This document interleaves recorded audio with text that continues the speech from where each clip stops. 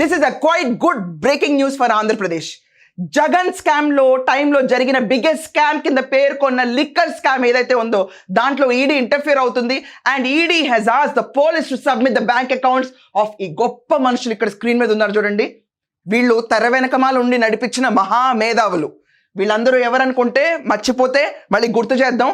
Krishnamohan Reddy, who is the OSD, officer on special duty, YSRCP tenure లో జగన్మోహన్ రెడ్డికి OSDగా ఉన్న కృష్ణమోహన్ రెడ్డి.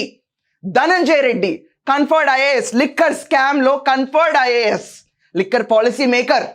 దాని తర్వాత బాలాజీ, సో కాల్డ్ భారతీ సిమెంట్స్ ఏదైతే పెద్ద సంస్థ ఉంది చూడండి, దాని వన్ ఆఫ్ ద డైరెక్టర్. అసలు స్టోరీ అంతా ఒకసారి సినాప్సిస్గా చెప్పుకుంటే, రాజ్ కసిరెడ్డి సిట్ ముందుకెళ్ళి విచారణలో ఆయనని ఇన్వెస్టిగేట్ చేయగా ఆ మహానుభావుడు చెప్పిన స్టేట్మెంట్ ఏంటంటే, ముడుపులు అన్న సంస్థని కావాలి, పార్టీ ఫండ్ కోసం డబ్బులు కావాలని ఈ స్కామ్, ముడుపుల స్కామ్, కిక్ బ్యాక్స్ అని ఉన్నాయండి. అసలు స్కామ్ అనుకునేరు, ఇంకా పెద్ద కుంభకోణం కింద మాట్లాడాలి.